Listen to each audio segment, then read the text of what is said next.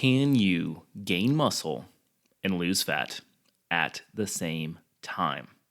Seems like a no-brainer, right? I mean, you can. I don't know, maybe it doesn't seem like a no-brainer. We're diving into that in today's episode. Strap in, get ready for episode 233. Let's go. The future of fitness.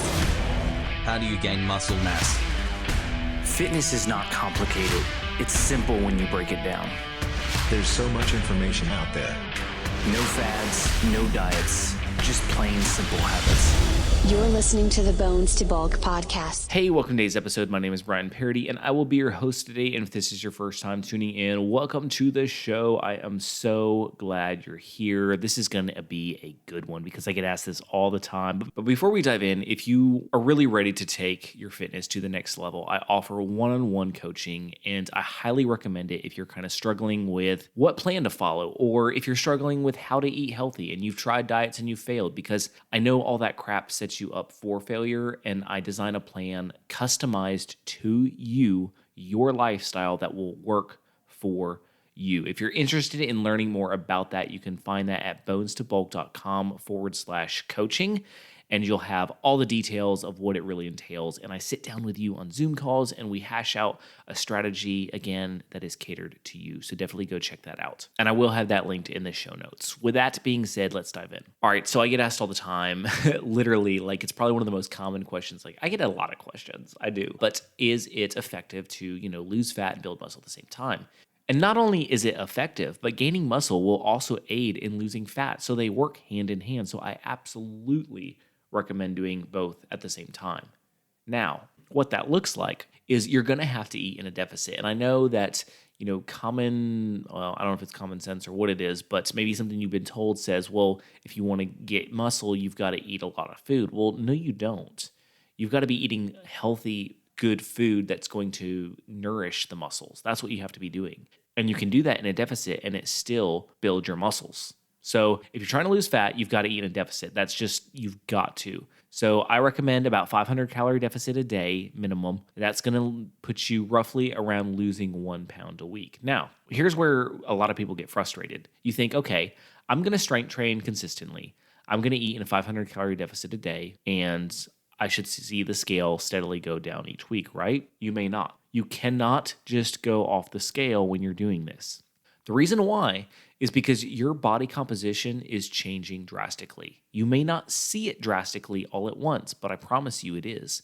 And so the reason you can't just go off the scale is because maybe you lost a pound of fat, but you gained a pound of muscle. And so the scale won't change at all. However, if you take out a measuring tape and you measure your waist, you measure your chest, you measure your neck, your arms, your thighs, I guarantee you, after a few weeks, you're going to see something moving, something going down, if you are indeed eating in a deficit and tracking things properly. The reason for this, again, your body composition is changing. We place so much emphasis on the scale. The scale is the end-all God. And I get it because I used to hold it in that esteem. I used to get on it like all the time and be obsessed with the number on the scale. And I was just convinced that I had to get to a certain number. And what ended up happening is I got to that number and I felt terrible. I truly did. And I was like, what is wrong? Why do I feel this way? And it wasn't until that happened that I realized, like, maybe the scale isn't the best thing to go off of. And from there, it was a slow kind of unlearning process of, let's ditch this scale. Well, okay, maybe not ditch it completely. Like the scale still has a place. It's a good measuring tool, but it's one tool of many. A lot of times I'll ask my clients, how does it feel in your clothes? Do you feel your clothes fitting differently?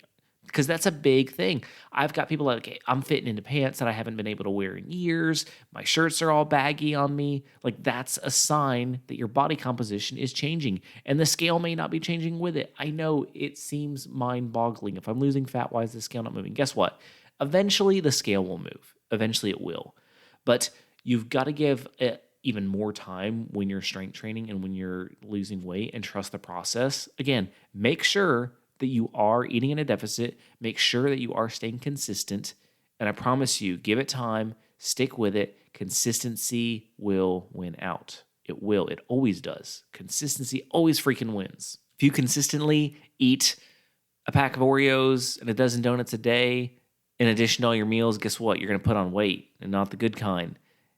Converse that with if you're eating healthy, if you're eating whole nutritious foods from lean sources of protein and lots of veggies and fruit and good complex carbohydrates, like you're going to see radical changes. Again, you've got to give it time though. I know it's frustrating because all these, programs online promise you, well, I can, get you the body you want in 30 days. No, you can't. Unless you're like a couple pounds away from that. No, you can't. You can't radically transform your body in 30 days. I'm sorry. I don't care who you are, but naturally you cannot radically transform your body in 30 days. Now, don't get me wrong. You can make some progress and you can set a solid foundation in 30 days, but you're not going to wind up to your end goal.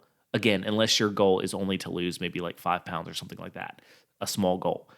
But don't expect mountains to move in a month. It's just the beginning. Like you're just getting to the base camp area. You know what I'm saying? You've got a long way to go to that elusive peak. And in all honesty, there is no peak. There's always more to learn in fitness. There's always, we can always become better. That's what I'm trying to say. So I don't want you to get in mind that, well, my goal is just to, get down 20 pounds and then I'm going to be set. Well, that's cool. And you can definitely drop those 20 pounds.